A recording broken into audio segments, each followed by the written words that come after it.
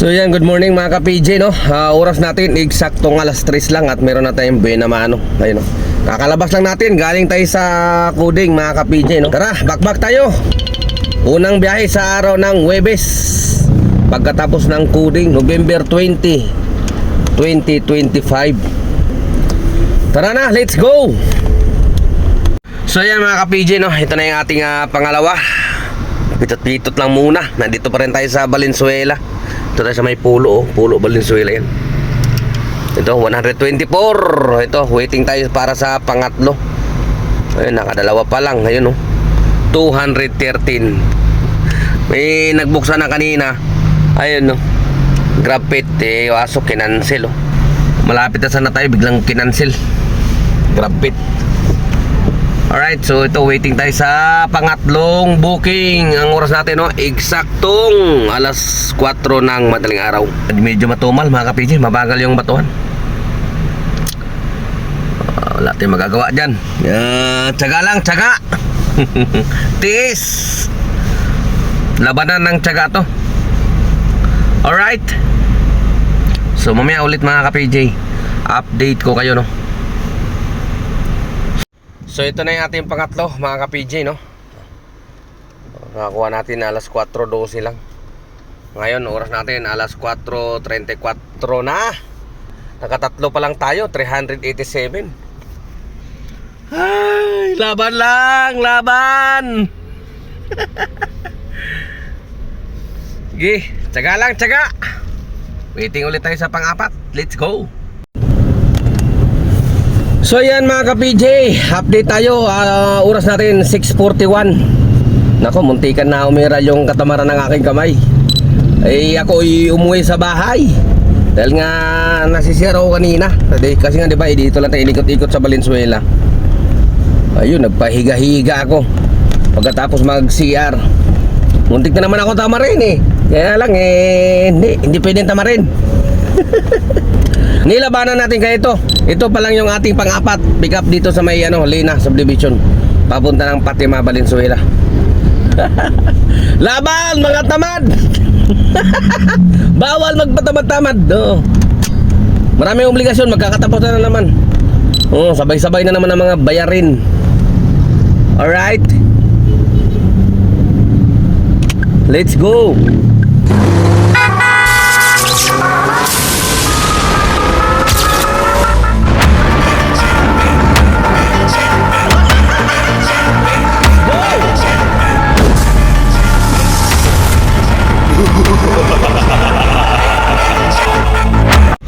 So yan, update tayo mga ka-PJ, Oras natin ay 10:05 na.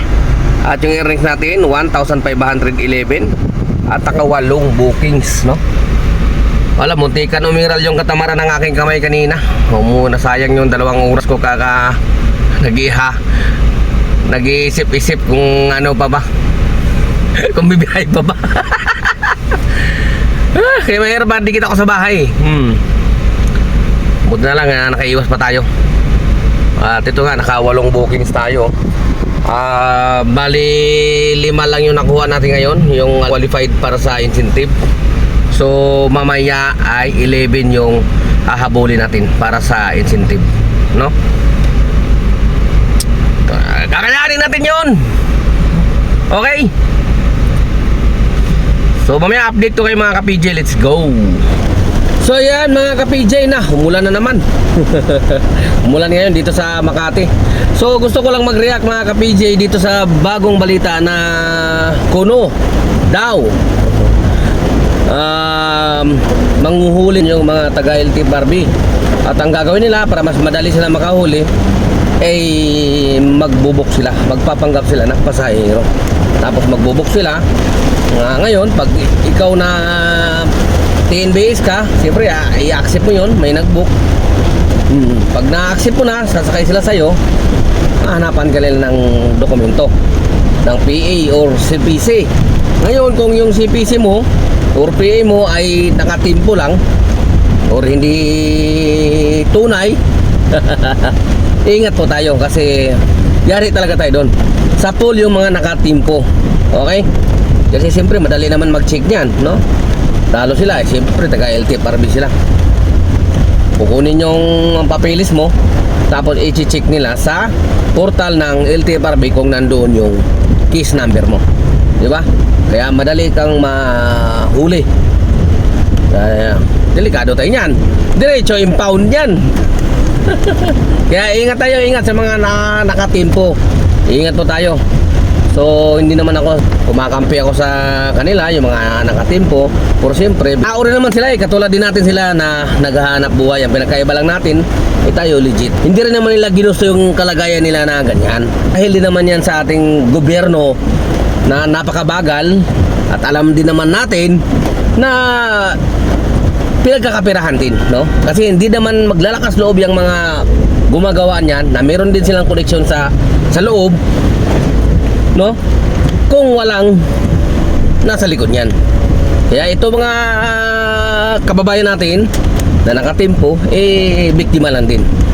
Dahil nga nais nilang makapasok sa magiging TNBS, kaya napipilitan silang pumasok sa ganyan para hindi titingga yung kanilang sasakyan sa sobrang tagal ng proseso. Kasi siyempre inuuna yung may mga lagay. Ingat po tayong lahat. Okay? Mahirap yan, matsambahan, di ba? Palala lang. Alright. So dito na ako kailangan, at least siguro magkape-kape muna ako. Magkakape muna ako, kumain ako doon sa Cubao. Kaso parang inantok ako kaya kain na muna. Tara na, let's go! Alright, so update tayo mga ka-PJ. Oras natin ay 1:01 ng hapon. At naka 2,253 pa lang tayo. 11 bookings. Medyo mabagal yung ating bookingan mga ka-PJ. Tsaga-tsaga lang, 1:01 na. Tuto pa lang tayo. Sige lang, sige. Tiis lang. Gamit tayo ng mga mahabang pasensya. Tsaga. Ilang naman talagang kailangan dito. So mamaya ulit mga ka-PJ, update ko kayo. Let's go. Update tayo guys. Oras natin ay 8:32 na. At ito na yung pang 15 natin. Pick up dito sa may Blitz Tower papunta ng Malugay, no? Sana matatlo na agad natin to. Isa pa, meron pa tayong isa na kulang, no? Kasi 16 rides yung hinahabol natin para sa 650 na incentive. Sana makakuha agad tayo.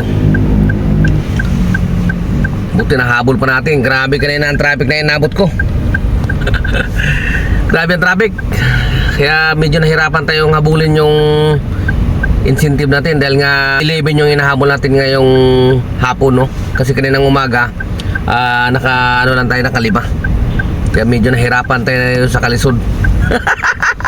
Sana makuha pa, isa na lang ang kulang pag touchdown ito. Hanggang 9 lang to, oras natin 8:33 na. Sana mabatuhan kagad. Mamaya update ko kayo, malapit na tayo magtatapos mga ka-PJ. Abangan nyo kung makukuha pa natin yung ating incentive. Let's go! So ito na mga ka-PJ, dito na tayo magtatapos, gabi na. Ang earnings lang natin ay 4,977. Hindi pa talaga umabot buti na lang nakuha natin yung incentive no? Yung kanina, yung pinaglalaban natin, yung hinahabol natin, ayun, no? Yay! Sumakto lang talaga 16/16. Yung completion, muntikan pa bumagsak ko. 7 lang yung pataas yung cancellation 6.2 tayo, nag-cancel kasi tayo Ay nako, muntikan pa. Pero at least kuha naman, di ba? So ibig sabihin yan 4,977 plus 650. Di ba? Hindi na masama yun. Ano na yan? 5.6 na yan. 5.6 na rin yan. Alright, so hindi na ako magtatagal mga ka-PJ, no? Kayo na muna bahala ulit sa ating mga minamahal na pasahero. Ka-PJ nyo, temporary signing off. Adios.